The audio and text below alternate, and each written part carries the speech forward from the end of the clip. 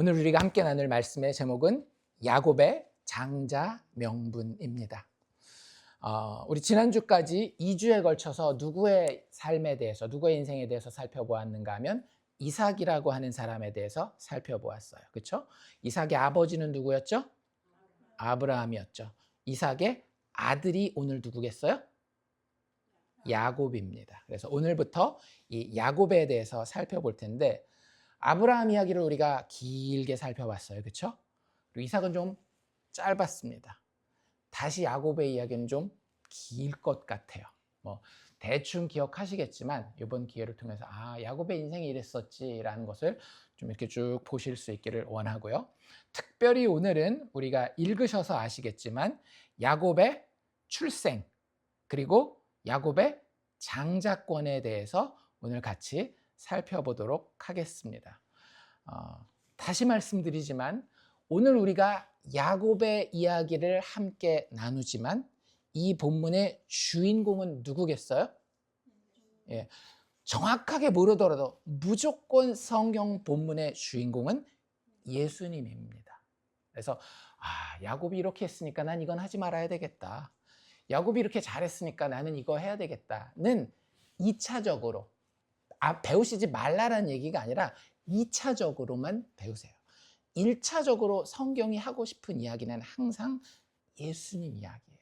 그래서 오늘 이야기 보통 읽으면 뭐라고 이해하는가 하면 하나님이 복 주시니까 참 좋다.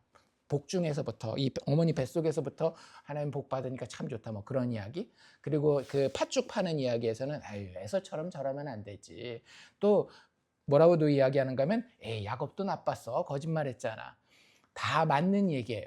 하지만 그렇게 이야기하고 그냥 끝나버리면 나는 괜찮은 사람 됩니다.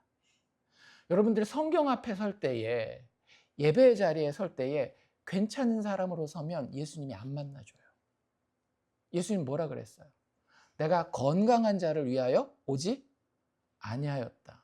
누구를 위하여 왔다 그래요? 가난하고 병든 자. 내가 병자를 위하여 왔느니라. 우리가 병자 맞습니까? 죄인이에요? 정말로 하나님의 은혜가 아니면 썩어 문드러질 마음을 가지고 있고 다른 사람과 세상 가운데 악취를 내는 존재가 맞느냐라고요. 그게 아니면 예배 안 드리셔도 돼요. 왜? 괜찮은 사람들이잖아요. 굳이 예배를 왜 드립니까? 예배를 드리고 예수를 만나는 이유는요. 십자가에 죽으신 예수를 만나는 거예요. 왜 십자가에 죽으셨어요? 죄인들의 죄의 문제를 해결하기 위해서. 그래서 오늘 이 이야기, 야곱의 이야기도 우리가 그냥 일반적인 도덕적인 이야기를 이럴 수도 있겠구나 배우셔도 상관은 없어요. 그런데 거기서 끝나면 절대 안 된다라고 하는 거예요. 여기에 하나님이 어떻게 예수의 오심에 대해서 이야기해 놓고 계시는지를 우리가 함께 배워야 된다라고 하는 겁니다.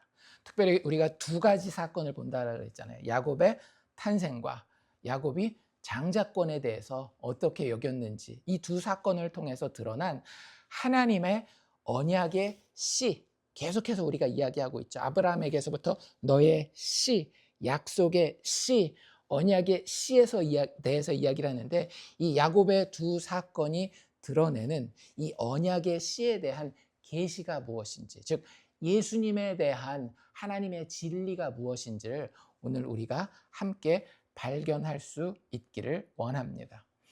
오늘 우리 야곱의 이야기를 처음 시작하는 거니까 야곱의 이야기를 일단 전체적으로 야곱이 어떤 사람인지에 대해서 한번 이야기를 하고 오늘 본문에 맞춰서 좀 더 자세한 이야기를 들어가도록 합시다. 야곱을 처음 들어보지는 않으셨을 거예요. 그렇죠? 야곱에 대해서 우리가 많이 듣습니다. 그리고 항상 하는 얘기가 뭐예요? 구약에서 하나님을 부를 때 뭐라고 부르는가 하면 아브라함과 이삭과 야곱의 하나님이라고 부릅니다. 사실은 야곱 다음에 누가 있어요? 야곱의 12아들 중에 꽤 괜찮았던 아들 요셉이 있었잖아요. 차라리 많은 사람들은 아브라함과 이삭과 야곱 건너뛰고 요셉의 하나님 하면 참 좋을 것 같아요. 그만큼 야곱은 인생에 흠이 많은 사람이었어요. 알고 계시잖아요. 오늘 여기 그 팥죽 파는 거에서도 보면 좀 형제들끼리 야 어떻게 그럴 수가 그냥 배고파서 팥죽 좀 달래는데 굳이 거기다 뭘 덧붙여 가지고 막 하는 이런 모습들부터 시작해서 아버지 속여 먹고 삼촌 속여 먹고 뭐 하여튼 비겁할 땐 또 되게 비겁하고 뭐 이런 모습들이 우리가 아브라함과 이삭과 야곱의 하나님이라고 꼭 불러야 될까라고 생각될 정도로 좀 흠이 많은 사람이 야곱입니다. 썩 존경받을 만한 인물은 아니에요. 그럼에도 불구하고 하나님께서 이 야곱을 아브라함과 이삭과 야곱의 하나님이라고 이야기하실 만큼 그대로 성경에 그의 이야기를 부끄러움 없이 기록해 놓았습니다. 여러분들 이거 꼭 기억하십시오. 하나님이 우리가 잘못하는 거 아실까요? 모르실까요? 다 아셔요.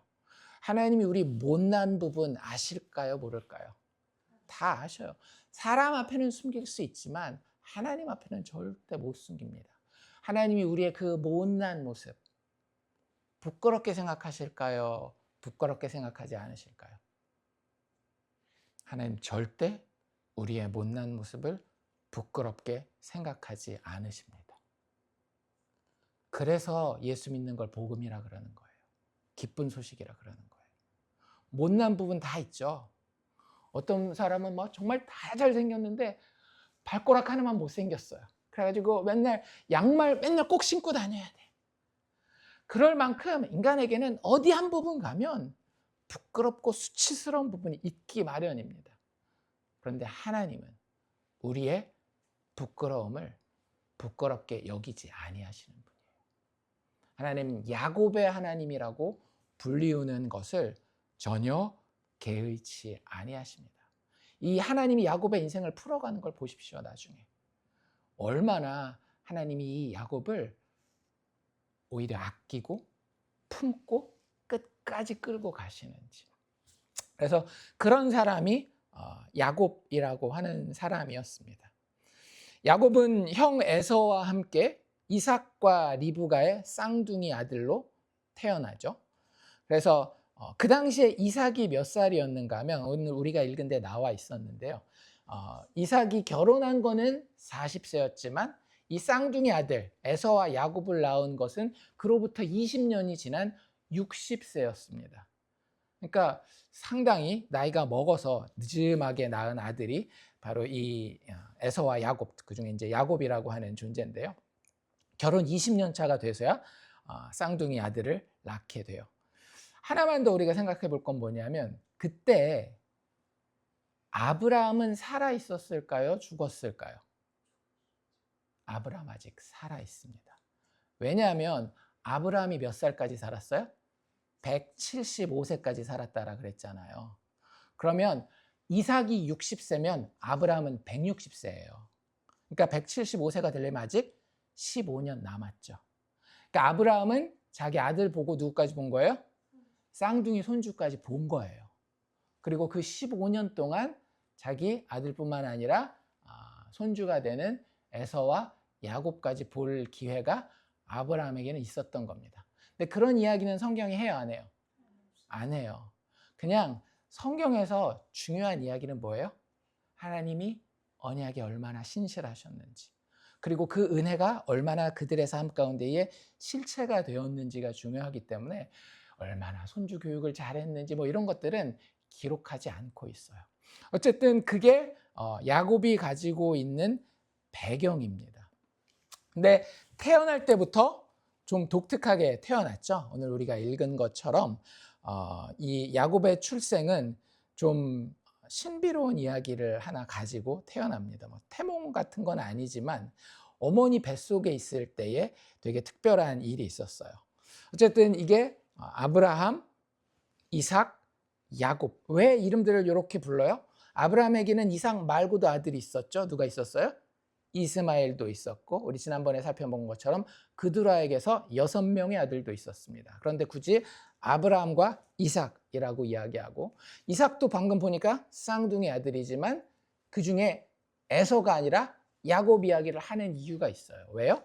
아브라함과 이삭과 야곱이 하나님이 약속하신 씨의 계보이기 때문에 그래요. 하나님이 내가 반드시 너로 복의 근원이 되게 할 것이다 라고 이야기했을 때에 사람의 방법을 그 사이에 사람들이 막 써요, 안 써요? 쓰잖아요. 하갈이라고 하는 첩을 들인다든지 뭐 여러 가지 방법을 쓴단 말이에요. 근데 하나님이 분명히 뭐라고 말씀하시는가 하면 내가 너에게 복의 근원이 되는 복을 줄 텐데 그 모든 일들은 사람의 노력이 아닌 나의 약속과 나의 신실함과 나의 열심을 통해서 이루어질 거야 라고 하나님이 계속해서 이야기하시고, 그래서 아브라함과 이삭과 야곱의 하나님이라고 불리기를 원하신다라는 거예요, 하나님 입장에서. 그래서 그걸 뭘 보면 더 잘 알 수 있는가 하면 그 아브라함의 후손들을 보면 잘 알 수 있어요. 우리가 이제 19절부터 읽었잖아요. 그 앞에 무슨 이야기가 나오는가 하면 그 그두라 얻은 이야기가 나옵니다. 근데 그 그두라에게서 6명의 아들이 나오고 그 6명의 아들에게서 많은 민족들이 나와요. 그리고 또 누구 얘기도 나오는가 하면 이스마엘 이야기도 갑자기 나와요. 그러니까 되게 보면 뜬금없는 것 같은 이야기가 이 사람들 이야기를 왜 써놨어? 라고 하는 이야기가 그 앞에 나오는데, 이스마엘 이야기도 나오는데 이스마엘 이야기도 뭐라고 나오는가 하면 되게 그 자식에 대한 이야기를 많이 해요. 이스마엘의 아들이 몇 명이었는지 혹시 아십니까? 12명이에요. 그러니까 아브라함 입장에서 또 그 형제 되는 이삭 입장에서 부러웠겠어요? 안 부러웠겠어요? 엄청 부러웠겠죠.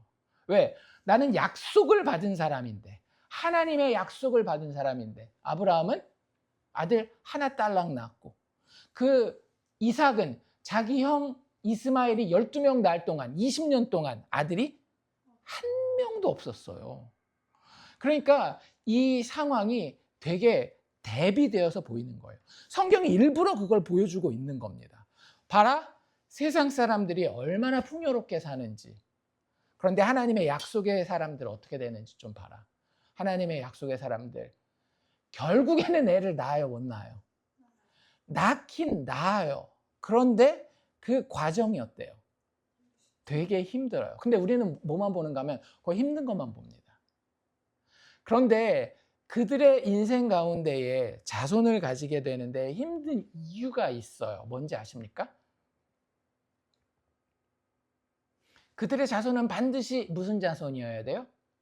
약속의 자손이어야 돼요. 누가 누구한테 한 약속이에요?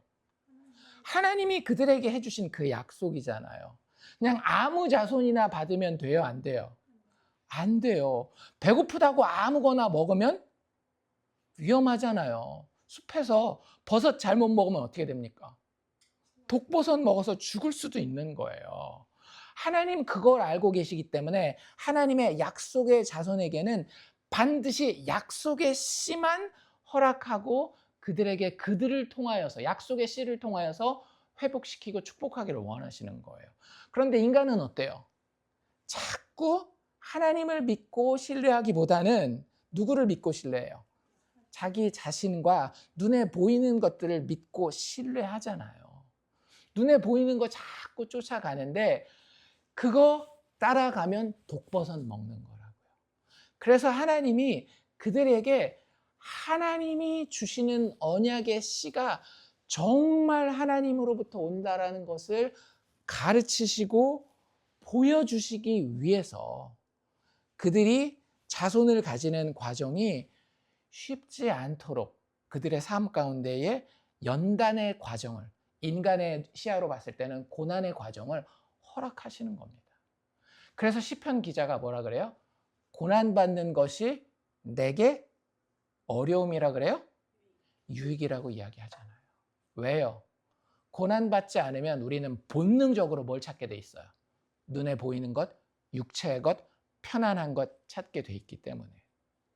그래서 아브라함과 사라의 이야기에서 사라가 임신하지 못했던 것처럼 똑같이 에서와 그 야곱을 낳는 이 과정에서 리브가도 20년 동안 임신하지 못하는 이야기가 여기 기록되어 있는 겁니다.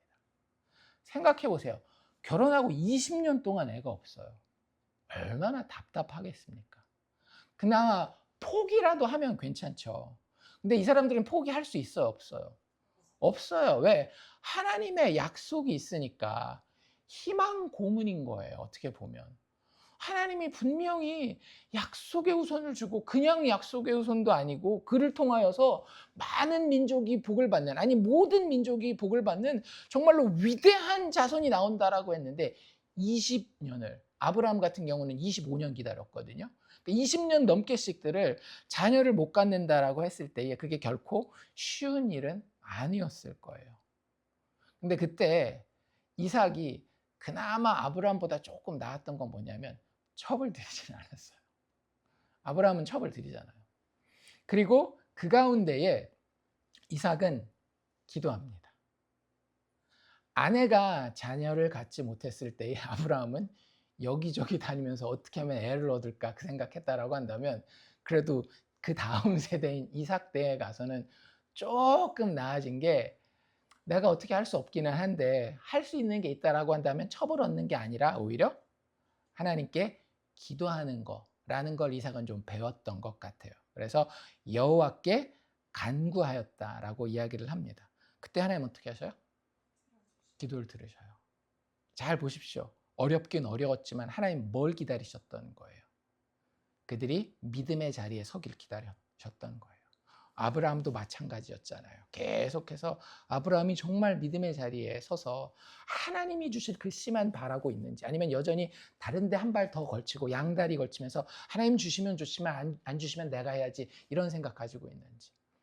이삭도 하나님이 기도하기를 바라셨어요. 아마 여기는 아주 짧게 그가 리브가를 위하여서 여호와께 간구했다라고 한마디만 나와 있지만 그의 기도가 단 한 번이었을까요? 그럴 것 같진 않아요. 아마 20년 내내 이어졌을 겁니다. 모르긴 몰라도 최소한 그 후반 10년은 아주 치열한 기도의 자리가 이삭에게 있었을 거예요. 그리고 나서 하나님 어떻게 합니까? 그 간구함을 들으셨다라고 이야기를 해요. 그래서 리브가가 임신을 하게 됩니다. 애를 낳는데요. 하나님 주실 때는 또 더블로 주시죠. 그래서 하나가 아니라 쌍둥이 둘을 주시는데, 쌍둥이가 태어날 때에 그 첫 번째 나온 친구가 되게 특이했던 것 같아요. 피부가 좀 벌겋고, 더 특이한 건 뭐였어요? 온 몸이 털 옷을 입은 것처럼.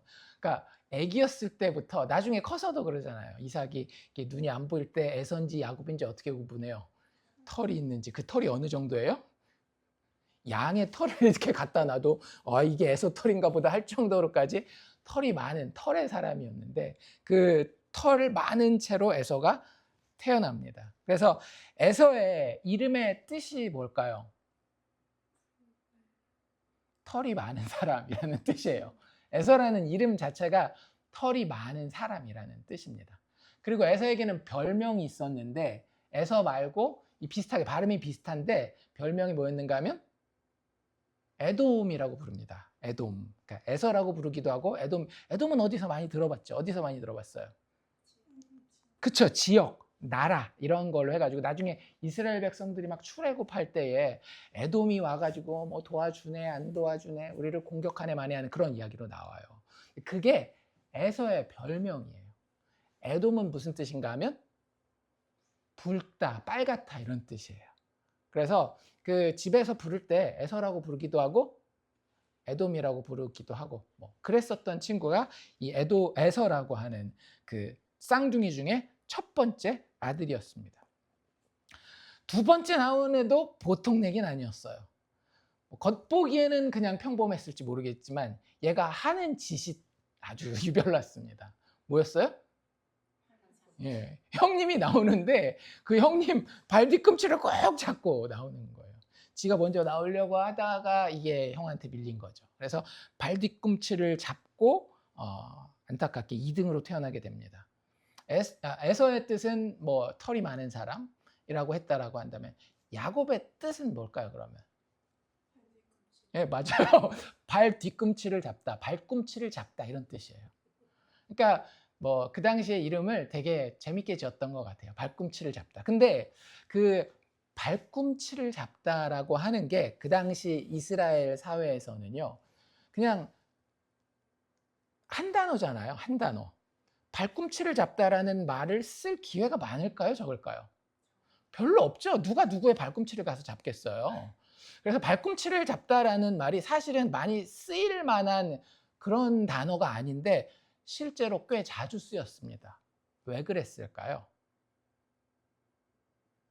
발꿈치를 잡다라고 하는 그 단어의 뜻이 조금씩 이 뜻이 붙어요. 그래서 발꿈치를 딱 잡는다라는 것은 뒤따라잡다 이런 의미도 되겠죠, 그렇죠? 그래서 야곱이 뒤따라잡다 이런 뜻도 돼요. 근데 거기서 더 나아가면 뒤따라잡으려고 하는데 내가 힘이 안 돼요. 그럼 어떻게 해요? 수를 쓰잖아요. 그래서 속임수를 쓰다라는 뜻도 돼요, 야곱이. 야곱의 뜻은 발꿈치를 잡다도 되지만 결국에는 속임수를 쓰다 이런 뜻이에요. 그래서 나중에 그 에서가 막 이 야곱 때문에 막 화가 나는 장면이 생기거든요. 그때 뭐라 그러면 이놈 이름이 야곱인 게 맞습니다. 왜? 속임수 쓰는 자니까. 그러니까 어쨌든 이름을 그렇게 붙여줬어요. 야곱, 에서, 야곱. 근데 이제 더 재밌는 건 뭐냐 하면 둘이 쌍둥이로 태어났다, 뭐 쌍둥이로 태어날 때 이렇게 태어났다, 이런 것도 재미있지만 더 좀 물음표가 크게 붙는 게 있어요. 그게 뭐냐 하면 얘들이 뱃속에서부터 엄청 싸우는 거예요. 뭐 쌍둥이를 안 낳아봤으니까 잘 모르겠지만 쌍둥이 있는데 막 안에서 싸우는 얘기는 그렇게 막 들어보지는 못한 것 같아요. 근데 얘네 둘이 에서랑 야곱이랑 뱃속에서부터 되게 싸웠던 것 같습니다. 어느 정도로? 엄마 리브가가 도저히 견디지 못할 정도로. 그래서 어떻게 해요, 리브가도? 기도해요. 하나님 앞에 내가 어찌해, 이럴 땐 도대체 어떻게 해야 됩니까? 그러니까 몸이 괴로우니까, 몸이 괴로워도 결국엔 뭐 할 수밖에 없는 거예요? 기도할 수밖에 없는 거예요. 막 이럴 경우에 도대체 어떻게 해야 합니까? 라고 그렇게 기도하는 가운데에 애를 낳게 되는데 그 애를 낳기 전에 하나님이 리브가에게 참 이해할 수 없는 기도응답을 하십니다.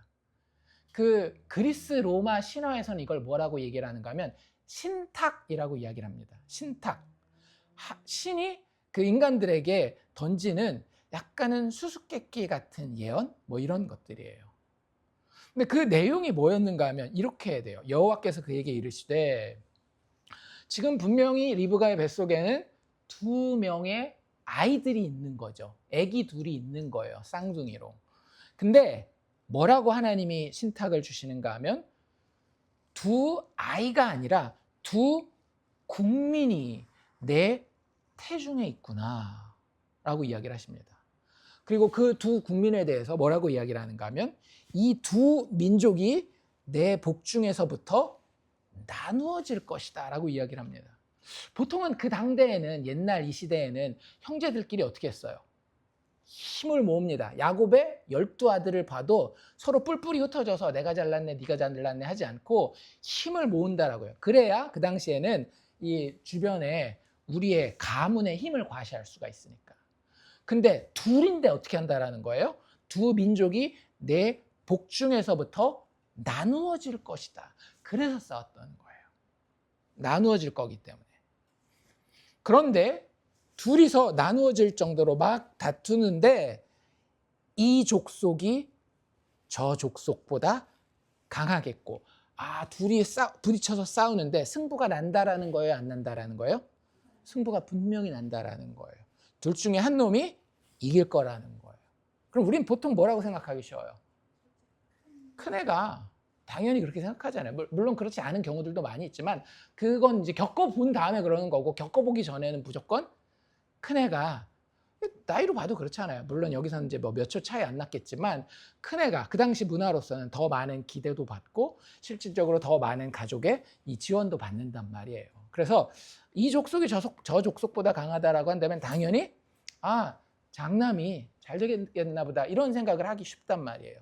그런데 하나님 뭐라고 얘기하시는가 하면 큰 자가 어린 자를 섬기리라 라고 이야기를 하십니다. 제가 쭉 한번 읽어드릴게요.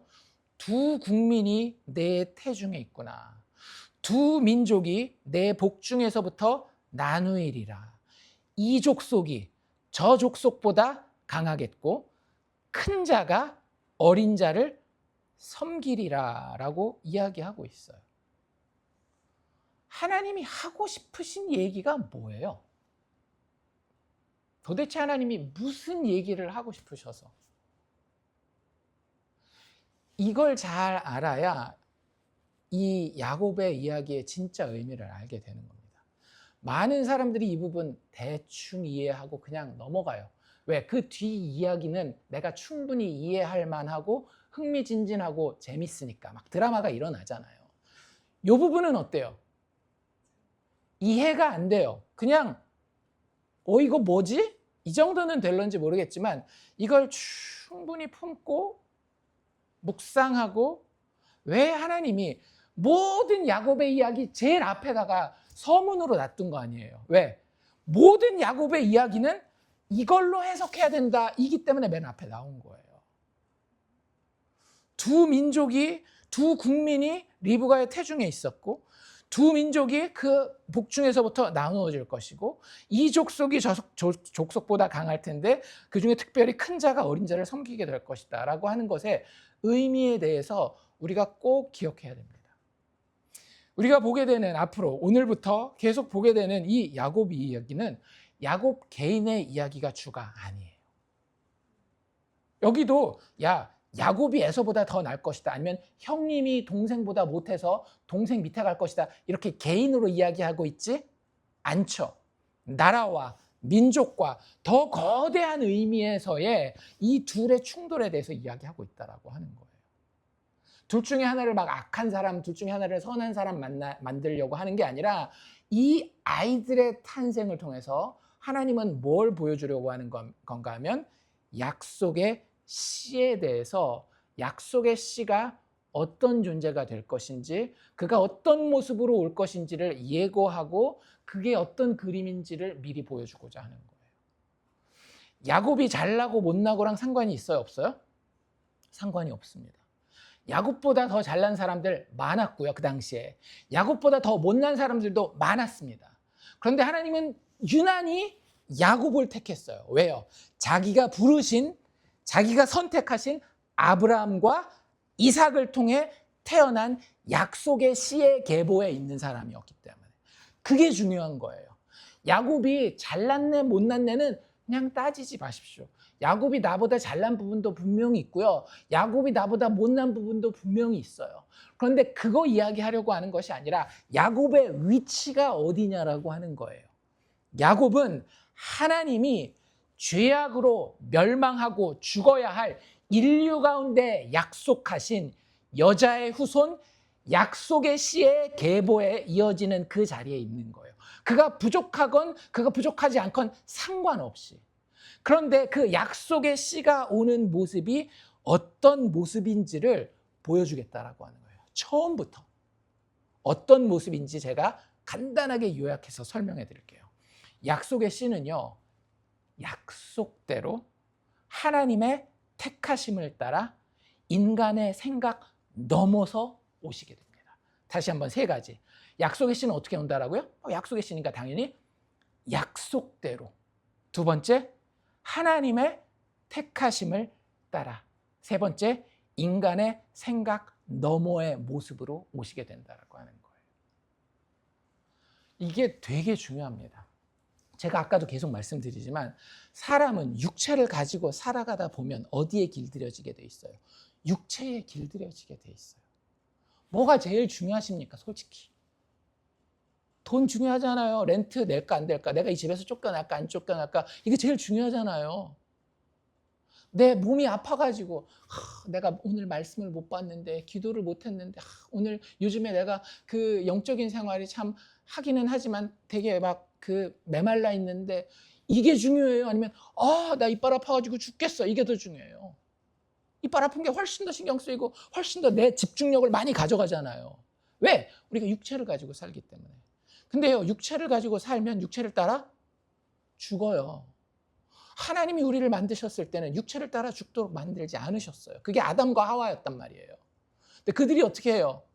육체를 따라 살기로 했어요. 육체를 따라 산다는 건 뭐냐면 하나님을 바라보지 않고 내 판단대로 인생을 살아가는 게 육체를 따라가는 거거든요. 단지 뭐 먹을 거, 입을 거, 돈 이런 것뿐만 아니라 하나님 바라보지 아니하고 내가 필요한 것, 내가 중요하게 생각하는 것, 내가 즐겁게 여기는 것을 따라가는 게 육체를 따라가는 거예요. 근데 그게 죄고 그렇게 육체를 따라가다 보면 육체의 끝은 죽음이라고요.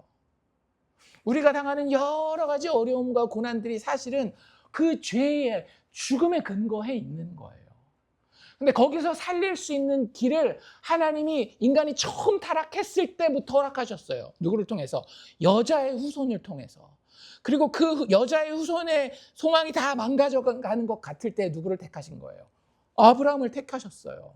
그리고 그 아브라함에게서 아브라함이 전혀 노력하지 않은 이삭이 나게 하셨다라고요. 그리고 그 이삭에게서 누가 나는 걸 지금 보여주는 거예요? 야곱이 나는 거예요. 약속의 씨가 어떻게 나는지를 보여주는 겁니다. 그리고 이 약속의 씨를 통해서 이 약속의 씨가 인류 역사 가운데에 현실이 될 때에 비로소 인류는 진짜 소망을 얻게 되는 거예요. 그래서 그를 다른 말로 뭐라고 부르는가 하면 하나님의 기름 부음 받은 자, 메시아, 그리스도 혹은 구원자라고 부르는 겁니다. 그래서 여기에 야곱의 모습은요, 부족해요. 형님한테 좀 너그럽게 굴지, 이게 뭐 하는 짓이야 라고 이야기할 수 있겠지만 그렇게 인간 도덕 율법주의적인 시각으로 보시지 마시고 여기서 야곱은 부족하지만 누구를 상징하는 것인가 하면 약속의 씨 예수를 상징하는 거예요. 예수님이 어떻게 오실지를 상징하는 겁니다. 그리고 더 나아가서 그 예수에게 속하게 될, 왜? 예수와 하나 된다라고 얘기하잖아요. 예수 믿는 사람들을. 예수를 통해 구원의 복을 받을 하나님의 백성, 즉 교회를 상징하는 게 야곱이라고 하는 거예요. 1차적으로는 누구를 상징하느냐? 예수님을 상징하는 거고 2차적으로는 누구를 상징하는 것이냐? 예수 믿는 교회를 상징하는 거라고요. 그래서 예수님이 어떻게 오시느냐라고 하는 그 모습이 결국에는 누구의 모습과 비슷해지는가 하면 예수 믿는 사람들의 모습과 비슷해집니다. 조금 어려우실런지 모르겠는데 제가 먼저 예수님에 대한 모습부터 설명을 해드릴게요. 아까도 말씀드린 것처럼 약속의 씨는 어떻게 온다라 그랬어요? 약속대로 하나님의 택하심을 따라 인간의 생각 너머의 모습으로 오신다라고 말씀드렸죠. 하나씩 살펴봅시다. 약속대로 오셔요. 야곱은 그냥 막 태어난 존재가 아닙니다. 야곱은 어떻게 태어난 거예요? 약속에 의해서 태어난 거예요. 반드시 내가 이 계보에서 태어나게 한다. 요 가문에서 태어나게 한다. 그래서 누구의 하나님? 아브라함과 이삭과 야곱의 하나님. 게다가 남자만 택한 것이 아니라 누구까지 하나님 다 준비하셨어요? 그 아이를 직접 낳게 될 아내, 부인까지도 다 준비하시죠. 그래서 하갈에게서 낳은 자는 내 씨가 아니야. 누구에게서? 사라에게서 난 자라야 내 씨일 것이다 라고 하나님 약속하셨고, 또 이삭에게서도 태어날 그 아들도 이삭에게 누구를 준비하셨어요? 리브가, 기억나시죠? 24장 제일 창세기에서 긴 장에 어떻게 해서 하나님이 오염되지 아니한 하나님의 그 약속의 씨를 담을 그릇을 준비해서 데리고 오시는지를 잘 보여주셨단 말이에요. 그래서 하나님의 약속대로 와야 돼요. 그냥 그 어떤 아무렇게나 그냥 인간이 노력하는 대로 오는 게 아니라 하나님의 약속이 있어야 됩니다. 왜? 하나님은 온 우주를 창조하셨고 그 우주가 어떻게 굴러갈지, 죄로 인하여 망가졌을 때 어떻게 회복할지를 하나님의 지혜와 하나님의 자비로 이미 다 정해 놓으신 분이기 때문에 그분의 약속은 그분의 계획을 따라가는 거거든요. 그래서 뭐라고 이야기하고 있는가 하면 로마서 9장에 넘어가면 사도 바울이 이렇게 이야기를 합니다. 곧 육신의 자녀가 하나님의 자녀가 아니라는 거예요. 아브라함에게서 육신을 따라 난 자들이 있었잖아요. 근데 그가 하나님의 자녀가 아니고 오직 약속의 자녀가 씨로 여기심을 받는다라고 하는 거예요. 그래서 이 메시아의 탄생에 대해서 성경이 계속 뭐라고 이야기를 하는가 하면, 봐라, 예수는 그냥 온 분이 아니야. 구약을 통해서 계속해서 약속되신 분이 온 거야. 그냥 니들이 지금 힘드니까 아무나 좀 능력 있는, 기적을 베푸는 저 사람을 구원자로 따라가라고 이야기하지 않아요. 신약에 보이는 예수님의 모습은, 너희들 예수님의 이 모습 구약 여기에 나와 있잖아. 구약에서 이렇게 하나님이 이루시라고 하는 그 모습을 예수님이 지금 이렇게 이루시고 있잖아. 그래서 우리에게는 구약과 신약이 다 필요한 겁니다. 왜? 예수님이 어떤 분이라는 걸 알기 때문에. 약속대로 온 분이라는 걸 알기 때문에. 그래서 여러분들 성경을 잘 아셔야 돼요. 그리고 제대로 아셔야 돼요. 구약이 어떻게 예수님에 대해서 설명하고 있는지. 약속한 대로 왔어. 예수님 그냥 아무렇게나 온 분이 아니야. 약속한 대로. 내가 분명히 선한 뜻을 가지고, 주기도문 때도 뭐라고 기도해요? 뜻이 하늘에서 이룬 것 같이 땅에서도 이루어지리이다. 아무렇게나 하나님 이게 좋아 보이니까 하는 게 아니라 하나님의 뜻이 이미 하늘에 영원 전부터 존재하신다라는 거예요. 아들 예수 그리스도를 약속된 씨로 보내주시기로. 야곱도 그렇게 약속된 씨로 왔다라고 하는 거죠. 야곱이 잘나서가 아니라 그가 그 자리에 있었기 때문에. 두 번째, 하나님의 약속의 씨는 어떻게 와요? 약속대로 올 뿐만 아니라 하나님의 택하심을 따라서 와요. 이거 재밌지 않나요? 두 국민이 있는데, 두 민족이 있는데, 두 족속이 싸워서 둘 중에 하나가 강할 텐데, 그 중에 하나님이 택한 자가 있다라고 하는 거예요. 누구예요? 야곱이라고 하는 거죠. 사람이 봤을 때에 그 환경이 괜찮아 보이고 조건이 맞아 보이는 자가 아니라 그냥 긍휼하고 선하시고 의로우신 하나님이 택한 자가 있다라고 하는 거예요. 그가 약속의 씨의 자리를 채울 거라고 하는 거죠. 그래서 이 하나님이 택하신 약속의 열매는요, 하나님의 택하심에 의해서 온다라고 하는 것이 계속 보여지고 있는 거예요. 아까 얘기한 것처럼 애를 낳을 때에 이스마엘과 이삭이 있었지만 하나님이 누구를 택하셨어요? 이삭을 택하시고, 에서와 야곱이 있었지만 누구를 택하셔요? 야곱을 택하신단 말이에요. 그냥 인간의 순리를 따르는 게 아니라 어떻게 해요? 하나님의 택하심이 우선한다라고 있는 거죠. 언약의 태는 그래서요, 늘 닫혀 있어요. 언제만 열려요? 하나님의 택하심이 역사할 때만 열리는 거예요. 우리는 인생을 살아갈 때 이렇게 생각합니다. 인생에서는 기회가 많으면 많을수록 좋을 거야. 아니요. 인생에는 단 한 번의 기회면 족합니다. 어떤 기회? 하나님이 택하신 기회면 족한 거예요. 그 현대사회를 연구하는 박사님들이 하는 얘기가 있어요. 현대인들이 옛날 사람들보다 더 잘 먹고 더 편하게 살고 하지만 더 행복할까요? 불행할까요? 더 불행하대요. 그러니까 우리가 1960년대, 70년대, 80년대 살 때만 해도 그 힘들었잖아요. 근데도 그때 설문조사 해놓은 거, 당신은 행복하십니까? 라고 물어본 설문조사랑 지금 얼마나 잘 살아요? 당신은 행복합니까? 라고 물어봤을 때에 그 답변이 옛날은 힘들었는데도 오히려 더 행복하다라고 이야기하는 사람들이 많고, 요즘에는 난 참 불행해요 이렇게 이야기하는 사람들이 많대요. 여러 가지 이유를 이야기합니다. 근데 그 중에 하나가 뭐냐면, 옛날에는요 선택할 수 있는 게 몇 개 없었어요. 텔레비전 채널도 딱 몇 개였어요. KBS, MBC, KBS 2 끝이었잖아요. 나중에 뭐 EBS도 좀 생기고 SBS도 생겼지만 별거 없었어요. 근데도 텔레비전 재밌다라고 봤어요. 눈이 안 떨어질 정도. 요즘에는 채널이 몇 개예요?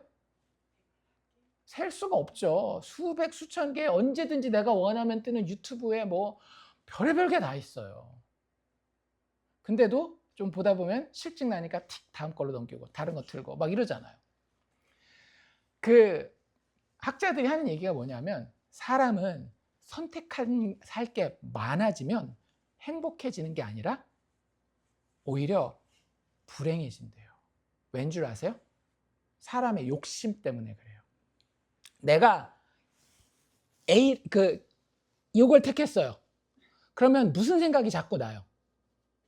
요거 말고 다른 걸 선택했으면 더 나았을 텐데. 뭐 남자 여자들 결혼할 때 그런 생각도 한다고 그러더라고요. 이 사람이랑 결혼했어요.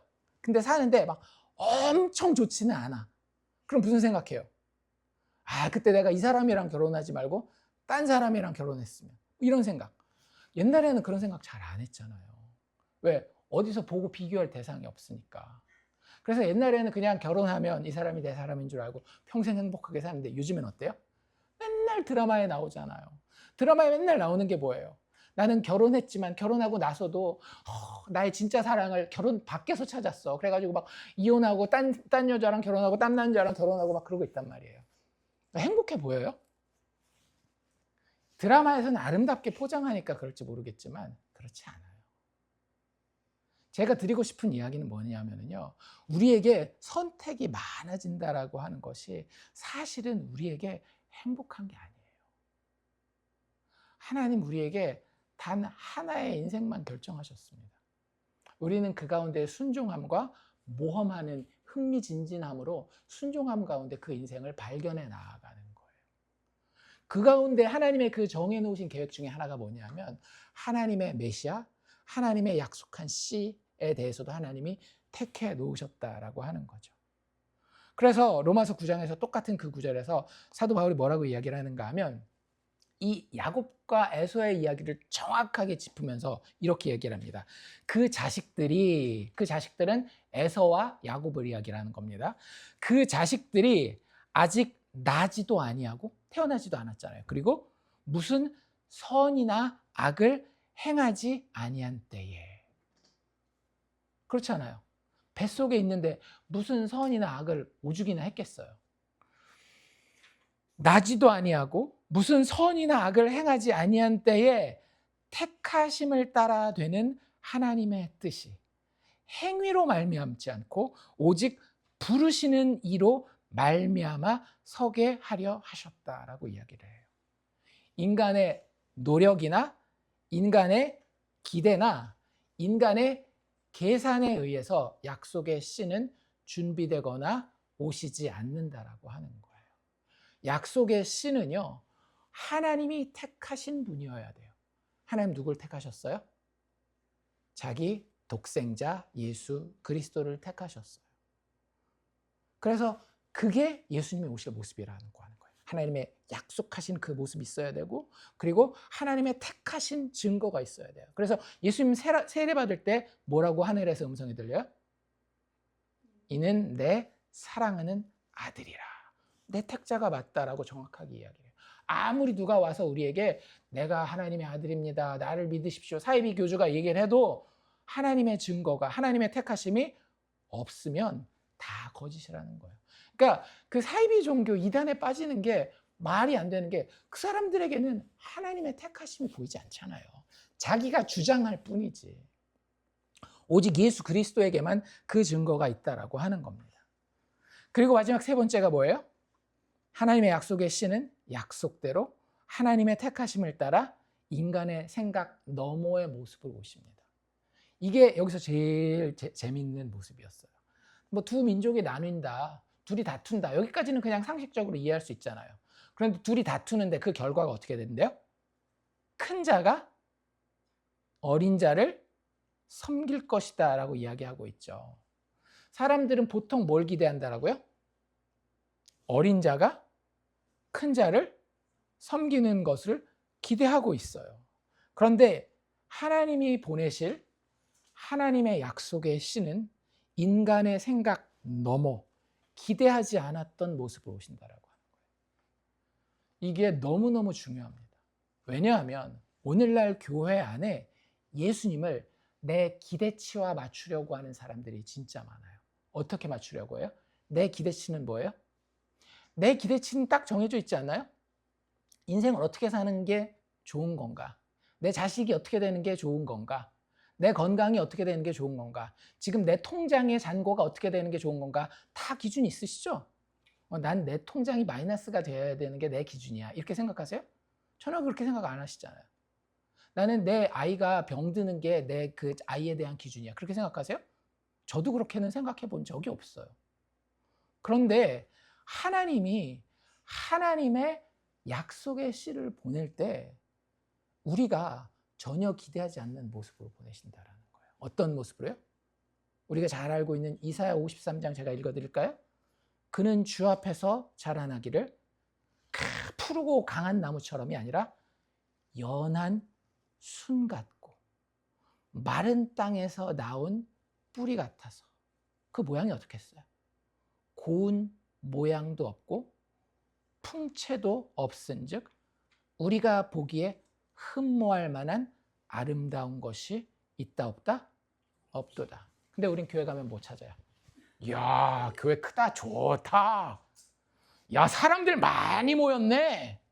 하나님 영광 받으시겠어. 와, 목사님이 훤칠하고 키도 크시고 잘생기셨네. 제가 농담하는 것 같아요? 당신들 얘기 아닙니까? 목사님 잘생기고 키 크고 교회 사람 많고 건물 웅장하면 하나님 영광 받으시겠네. 하나님이 역시 이곳에서 역사하시는 거야. 그러시지 않으시냐라고요. 하나님 그래서 여기 일부러 이렇게 하시는 거예요. 일부러 더 나이 많은 자라고 이야기하지 않았어요. 뭐라고 얘기를 했어요? 큰 자라고 이야기를 합니다. 너희들 큰 자를 기다리니? 약속의 씨로 너희의 영생을 결정할 하나님의 구원자로 큰 자를 기다리니?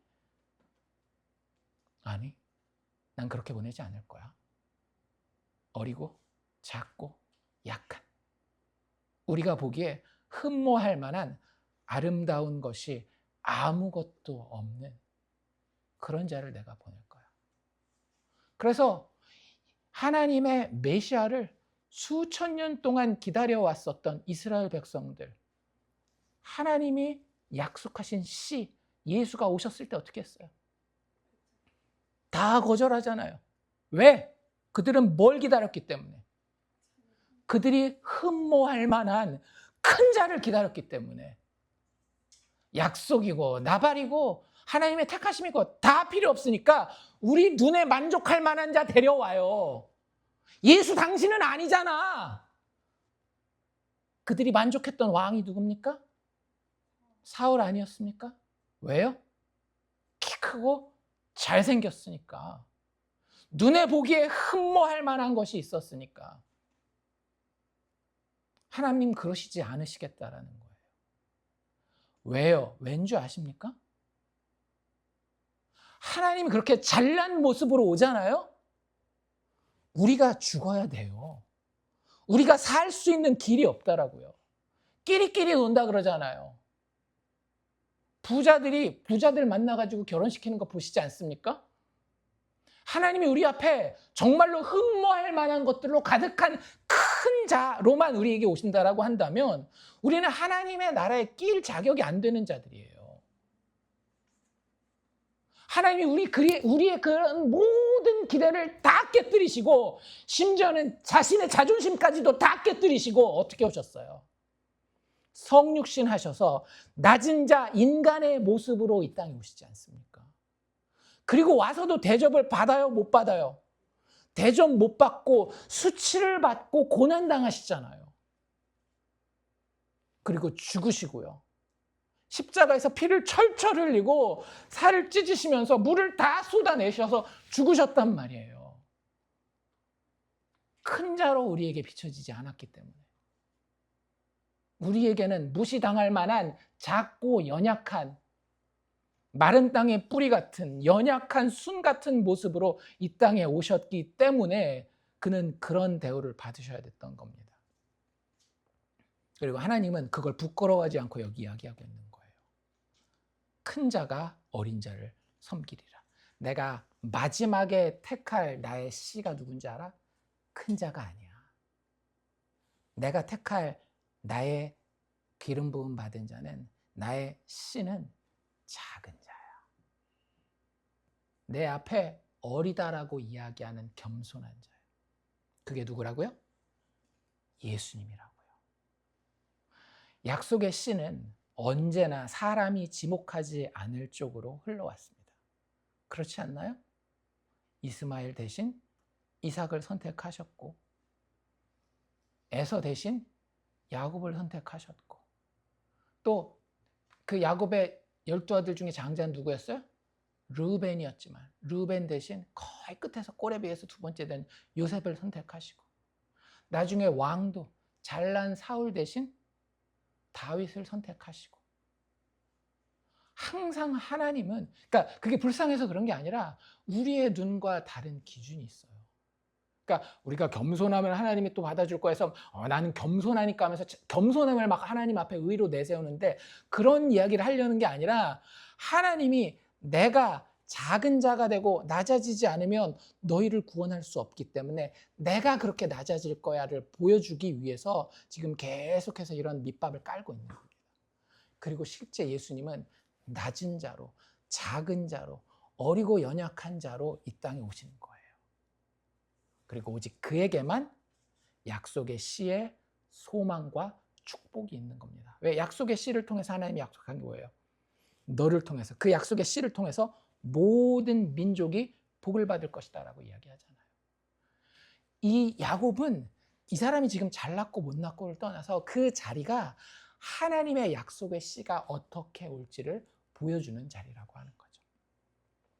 그래서 그 뒤에 일어나는 일도 이것에 근거해서 우리가 이해해야 된다고 하는 거예요. 이것 없이 이해하면 그 바로 뒤에 나온 이야기가 뭐였어요? 팥죽 이야기잖아요. 팥죽 이야기에서 에서 나쁜 놈, 야곱 나쁜 놈, 둘 다 나쁘니까 우리는 저러면 안 돼, 그냥 이러고 마는데 그게 아니라고요. 야곱은 약속의 씨로 여기 주어졌어요. 야곱이 잘했다라는 거 아닙니다. 여러분들 누가 음식 달라고 하는데 뭐 조건 붙여가면서 막 이렇게 팔아먹고 그러진 마세요. 배고프면 먹이는 게 인지상정이란 말이에요. 그걸 이야기하려고 하는 거면 굳이 여기 이야기를 이렇게 쓸 필요가 없죠. 이 문맥에서 다른 데서 이야기해도 돼요. 근데 여기서 이 이야기를 하는 이유가 뭐냐면 야곱이 누구라는 거예요? 약속의 씨라고 하는 거예요. 반대로 에서는 그럼 뭐겠어요? 세상의 씨예요. 율법주의예요. 종의 자녀, 자유한 여자의 자녀. 기억나십니까? 갈라디아서에서 그 둘을 비교하기 위해서 있는 거예요. 에서는 그 하나의 민족을 이야기를 하는 겁니다. 세상 나라를 이야기를 하는 거고요. 야곱은 또 다른 민족, 또 다른 나라, 하나님의 나라를 이야기하는 거예요. 에서는 사냥꾼이요, 들사람이고, 그렇기 때문에 이삭이 사랑했다라고 이야기를 합니다. 근데 그 사랑하는 이유가 있어요. 뭐예요? 고기 때문에 사랑했대요. 에서가 맨날 사냥 나가서 고기 잡아가지고 하고 또 요리도 잘했나 봐요. 그러니까 에서가 세상에서 높임받는, 사람들에게 사랑받는 이유는 뭐예요? 지극히 육체적인 거예요. 보이시죠?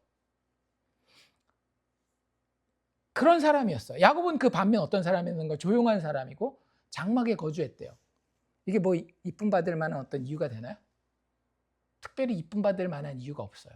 그래서 물론 아빠가 큰 애 편 드니까 엄마는 누구 편 들 수밖에 없어요. 작은 애 편 들면서 야곱을 이뻐했다는데 야곱을 이뻐하는 데는 이유가 없어요. 왜냐면 이뻐할 만한 이유가 없기 때문에. 그래서 그냥 리브가는 야곱을 사랑하였다라고 이야기를 합니다. 이삭은 에서가 사냥한 고기를 좋아했기 때문에 그를 사랑했다라고 이야기하는데, 근데 둘 사이에 재밌는 일이 벌어지죠. 하루는 에서가 들에 나갔다 와요. 뭐 사냥을 나갔다 온 것 같아요. 그렇죠? 근데 집안에서 야곱은 뭐 하고 있었어요? 요리를 하고 있었어요. 그래서 뭐 우리식이 팥죽이지 우리식 팥죽이랑은 좀 다른 것 같아요. 네, 어쨌든 요리를 하고 있었단 말이에요. 근데 그 에서가 들어오자마자 뭐라고 얘기를 하는 거면, 야, 나 배고파서 죽겠어. 진짜 죽을 것 같아. 과장도 잘하는 건지. 그래서 그거 나한테 좀 줘라. 나 좀 먹게. 근데 야곱이 여기서 어떻게 합니까? 형의 장자의 명분을 오늘 나에게 팔라라고 이야기를 해요. 에서는 뭐라고 얘기를 합니까? 내가 죽게 되었으니 이 장자의 명분이 내게 무엇이 유익하리요? 라고 팔아 넘기고, 그래서 야곱은 형에게 떡과 팥죽을 줍니다. 그 팥죽의 색깔이 멀겠거든요. 죽의 색깔이. 그래서 그때도 그 별명이 에돔이라고 불리게 되는 거예요. 빨간 거 좋아하는 빨간 옷의 남자, 에돔. 그래서 그런 이야기가 있어요. 그리고 나서 재밌는 건 뭐냐면, 그냥 이렇게 이야기를 끝낼 수 있는데 맨 뒤에 이 창세기의 저자가 주석을 붙입니다. 해설을 붙여요. 뭐라고요? 에서가 장자의 명분을 가볍게 여겼다. 그럼 반대로 야곱은 어땠다라는 거예요? 장자의 명분을 중요하게 여겼다라는 거예요. 그러니까 아까도 이야기한 것처럼 이걸 도덕주의적으로 보면 에서도 나쁜 놈, 야곱도 나쁜 놈이지만 그거 이야기하려고 하는 게 아니라 여기서 주제는 뭐냐면 장자의 명분이라고 하는 거예요. 그런데 그 장자의 명분을 대하는 두 인물이 있어요. 근데 이 두 인물은 두 민족, 두 나라를 대표하는 거거든요. 한 나라는 어때요? 한 민족은 장자의 명분을 가볍게 여기는 나라, 가볍게 여기는 민족이에요.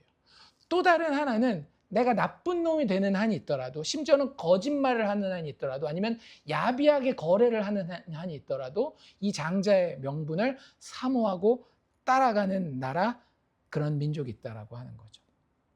그래서 에서는요, 세상 나라를 대표하는 사람입니다. 에서는 우리 죄인을 대표하는 거예요.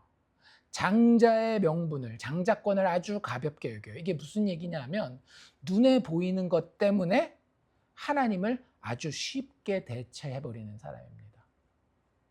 눈에 보이는 거. 아까 제가 맨날 이야기하는 돈, 건강, 재물, 자녀 이런 것들 있잖아요. 그런 것 때문에 하나님을 얼마든지 대체할 수 있는 사람이에요. 야곱은 누구를 예표하는가 하면 예수님을 예표하는 사람입니다. 그러니까 야곱이 여기서 야비하게 그것도 안 줘. 그 부분 말고 야곱이 뭘 했기 때문에 장자의 명분을, 그것도 보이지 않는 장자의 명분을 사모했기 때문에, 결국 이건 뭘 얘기를 하는 건가 하면 하나님을 사랑하는 사랑의 마음을 이야기를 하는 겁니다. 그런데 우리는 여기서 그래서 바로 뭐라고 적용해요? 아, 내가 야곱이고 교회 안 다니는 저 친구가 에서다, 이렇게 생각하잖아요. 그렇지 않아요. 이 이야기에서 우리는 누군지 아세요? 우리는 항상 에서예요. 나는 야곱처럼 장자권을 중요하게 생각해. 제가 아니라는 거 얼마든지 증명해 드릴 수 있습니다. 24시간만 저랑 같이 살아보십시오. 그럼 제가 왜 장자권 중요하게 생각하지 않았어요? 왜 장자권 중요하게 생각하지 않았나요? 얼마든지 증명해 드릴 수 있습니다. 우리는 이 이야기에서 야곱이 아니에요. 에서예요. 떡과 팥죽 한 그릇에 얼마든지 하나님을 팔아먹을 수 있는, 하나님을 대체할 수 있는 그런 사람들이 우리입니다. 여기서 야곱은 예수님을 예표하는 것이고, 실질적으로 예수의 이 모습이 마태복음에 나와 있어요. 기억하십니까? 마태복음 4장에 가면 예수님이 시험 받는 장면이 나오거든요. 마귀에게. 근데 그때 딱 어떤 장면이었는가 하면 배고파 죽을 것 같은 장면이었어요. 딱 누구의 장면? 에서의 장면 아닙니까? 40일 동안 예수님이 광야에서 금식하고 돌아오는 장면이란 말이에요.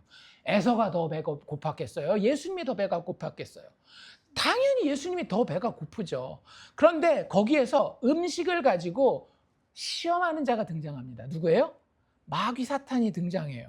그래서 뭐라고 이야기를 해요? 시험하는 자가 예수께 나와서 이르되 만일 내가 하나님의 아들이거든 명하여서 이 돌들로 떡덩이가 되게 하라라고 이야기를 해요. 에서 어떻게 했겠어요? 당연히 만들어서 먹었죠. 우리는 어떨까요? 만들어 먹습니다. 아니긴 뭘 아니에요. 육체에 쫄림이 있으면 우리는 늘 육체의 것을 쫓게 돼 있어요. 그런데 육체 안에 오셨음에도 불구하고 그 육체를 이기고 이렇게 대답하신 분이 계십니다. 예수께서 대답하여 이르시되 기록되었으되 사람이 떡으로만 살 것이 아니요 하나님의 입으로부터 나오는 모든 말씀으로 살 것이라 하였느니라. 이게 무슨 얘기예요? 다른 말로 고치면은요, 예수님이 하나님을 사랑하였다라는 거예요. 그 누구의 이야기도 다 듣지 않고 누구 얘기만 듣겠다라는 거예요. 하나님의 이야기만 듣겠다는 거예요. 심지어는 누구 얘기도 듣지 않겠다라는 거예요. 지금 배고파 죽을 것 같은 내 육신의 소리도 듣지 않겠습니다. 나는 당신만을 의지하고 당신만 신뢰하고 당신만 사랑하기 때문에 당신의 음성만 듣겠습니다 라고 이야기한 게 약속의 씨의 본체 되시는 예수님의 모습이다라고 하는 거죠. 그래서 이 이야기가 여기 기록되어 있는 겁니다. 야곱 나쁜 놈, 에서 나쁜 놈, 그러니까 우리는 그러면 안 돼라고, 그게 아니라 약속의 씨가 어떤 존재인지를 보여주기 위해. 야곱의 모습은 세상 모두와 다 다르게 장자권, 즉 하나님과의 관계, 하나님과의 그 연결, 그리스도와의 연합, 이걸 중시하는 그런 존재였기 때문에 여기 이런 모습으로 기록되어 있는 겁니다. 그래서 이 예수님의 믿음의 계보에서 태어나게 되는 자들 있죠. 그게 누구예요? 우리 교회예요. 믿는 사람들. 믿는 사람들도 장자권을 가볍게 여기겠어요? 귀중하게 여기겠어요? 귀중하게 여길 수밖에 없는 거예요. 믿음의 계보를 따라 난 자들 역시 예수 안에서 하나님의 자녀 되는 것을 지극히 사모하게 돼 있습니다. 다른 그 어떤 것들이 있다 할지라도, 그것에 걸려서 넘어진다 할지라도 다시 일어나서 뭘 향해 가게 돼 있어요? 예수 그리스도와 연합하는 것, 그 안에서 하나님을 사랑하는 것, 눈에 보이지 않는 천국의 자녀 되는 것을 사모하면서 나아가게 돼 있다라고 하는 거예요. 그래서 히브리서 저자는 교회 안에 있다라고 하는 자들에게 이렇게 경고합니다. 뭐라고요? 히브리서 12장 16절 17절인데요. 음행하는 자와, 음행하는 자 얼마나 나쁜지 우리가 알잖아요. 손가락질도 막 하고. 그런데 그 음행하는 자와 같은 레벨에 누구를 두는지 아십니까? 음행하는 자와 혹 한 그릇 음식을 위하여 장자의 명분을 판 누구? 에서와 같이 망령된 자가 없도록 살피라. 여기서 망령됐다라고 하니까 좀 허공을 잡는 것 같죠. 정확하게 말씀드릴게요. 망령되다라고 하는 단어의 기본 뜻이 뭐냐면 문지방이라는 뜻이에요. 문지방은 아무나 들락날락해요, 안 해요?